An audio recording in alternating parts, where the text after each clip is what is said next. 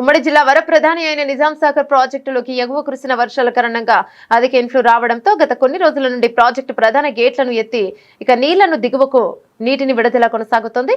నీట మునిగిన పంటలకు కూడా తగిన పరిష్కారం అందించి రైతులను ఆదుకోవాలని రాష్ట్ర ప్రభుత్వానికి తెలియజేస్తున్నామన్నారు. ఇక ఆదుకొని అండగా ఉండాలంటూ రైతులు విన్నవించారు. మండలం మాగి గ్రామంలో నిజాం సాగర్ డ్యామ్ కింద మాగి ఆయకట్టు కింద గతంలో నిజాం సాగర్ డోర్సులు అచ్చంపేట డోర్సులు విడిచిన అంతంత మాత్రాన పంట నష్టం జరిగింది.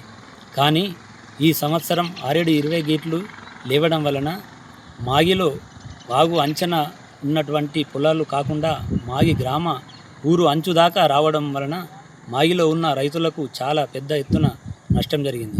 కావున దీనిని ఎంత నష్టపోయిందో దానిని చూసి దానికి నష్టపరిహారం పై ఆఫీసర్లు చూసి కట్టిస్తారని ఆశిస్తున్నాం. నిజాం సాగర్ మండల వ్యాప్తంగా ఎంత నష్టం వాటింది? నిజాం సాగర్ మండలంలో ఇంచుమించు 500 ఎకరాలలో ఒక 200 ఎకరాల దాకా నష్టపరిహారం జరిగింది.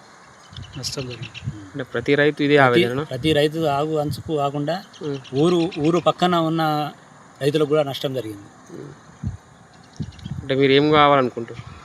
దాన్ని చూసి దానికి ఏదో నష్టపరిహారం ఇస్తే రైతులు ఏదన్నా ఎవరిస్తే ప్రభుత్వం దాన్ని చూసి ఏదంటే ఫస్ట్ నుంచి పెట్టి అసలు చేతికి వచ్చే ముందు ఇంకొక 1 మంత్ అయితే అది ఈయన దశలో పుట్ట దశలో ఉన్నది కాబట్టి ఒక 1 మంత్ ఒక నెల 15 రోజులు అయితే బయటపడే సమయం లోపల మునిగింది కాబట్టి దాన్ని అధికారులు చూసి ఎంతో కొంత నష్టం కట్టిస్తే బాగుంటుందని రైతులు ఆవేదన వ్యక్తపరుస్తున్నారు. దేనివల్ల మునిగింది? గతంలో నిజాం సాగర్ అచ్చంపేట ఇడిస్తే అంతగానం లేదు. 6 గేట్లు ఇడవడం వలన ఇది కారణం. నీళ్ళు ఎక్కువ రావడంతో వదిలేదు. నీళ్ళు ఎక్కువ రావడమే కారణం. దాన్ని ట్రాన్స్ఫారాలు కానీ మోటార్లు కానీ మొత్తం మీద ఇప్పుడు ఏమనుకుంటారు?